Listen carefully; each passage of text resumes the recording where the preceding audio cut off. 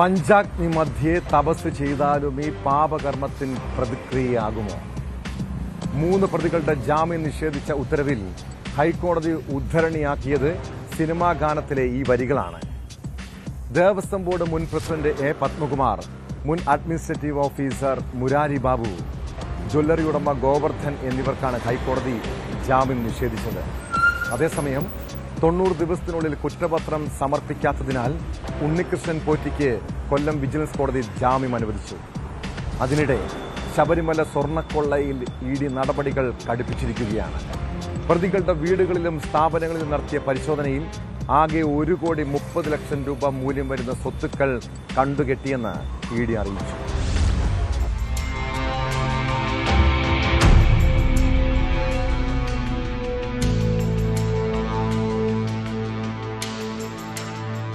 Operation golden shadow എന്ന പേരിൽ ED കഴിഞ്ഞ ദിവസം നടത്തിയ റെയ്ഡിൽ കണ്ടെത്തിയത് നിർണായക വിവരങ്ങളാണ്. കേരളം, തമിഴ്നാട്, കർണാടക എന്നിവിടങ്ങളിലായി 21 സ്ഥലങ്ങളിൽ പരിശോധന നടത്തി.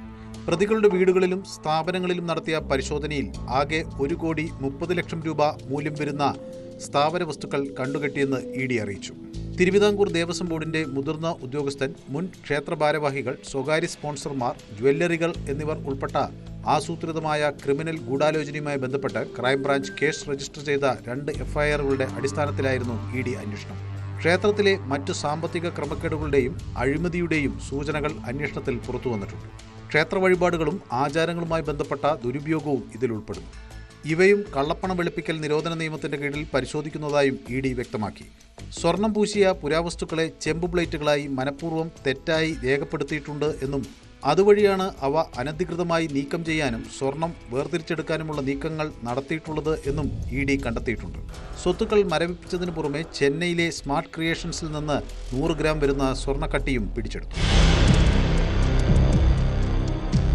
അതേസമയം ദ്വാരപാലക ശില്പക്കേസിൽ 90 ദിവസത്തിനുള്ളിൽ കുറ്റപത്രം സമർപ്പിക്കുന്നതിൽ പ്രത്യേക അന്വേഷണ സംഘം പരാജയപ്പെട്ടതിനെ തുടർന്ന് മുഖ്യപ്രതി ഉണ്ണികൃഷ്ണൻ പോറ്റിക്ക് കൊല്ലം വിജിലൻസ് കോടതി ജാമ്യം അനുവദിച്ചു.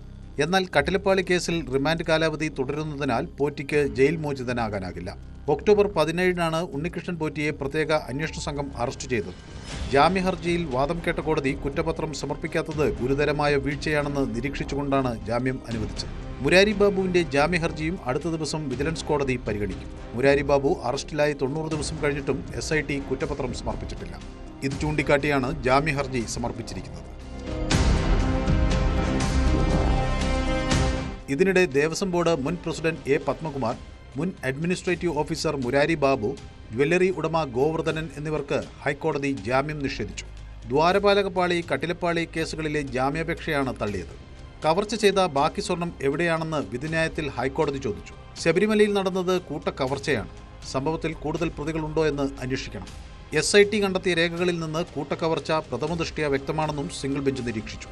എ പത്മകുമാർ സ്വാധീനശക്തിയുള്ളയാളായതിനാൽ അന്വേഷണത്തെ സ്വാധീനിക്കാം. KP ശങ്കർദാസിനെതിരെ വീണ്ടും ഹൈക്കോടതി വിമർശനമുയർത്തി. ആദ്യഘട്ടത്തിൽ അന്വേഷണവുമായി സഹകരിച്ച ആളാണ് ഇദ്ദേഹം. പെട്ടെന്നാണ് ആരോഗ്യനില മോശമായത്. ആശുപത്രിയിൽ തുടരാൻ തക്ക രോഗമുണ്ടോ എന്ന് ഉറപ്പാക്കണം. ഇതിനായി പ്രത്യേക മെഡിക്കൽ ബോർഡ് രൂപീകരിക്കാൻ തിരുവനന്തപുരം മെഡിക്കൽ കോളേജ് സൂപ്രണ്ടിന് നിർദ്ദേശം നൽകി. ഒരാഴ്ചയ്ക്കകം റിപ്പോർട്ട് നൽകാനാണ് നിർദ്ദേശം.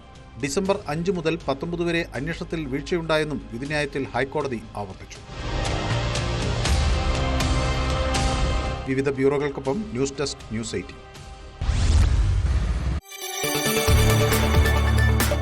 കൂടുതൽ വാർത്തകൾക്ക് news 18 Keralam YouTube channel subscribe ചെയ്യുക.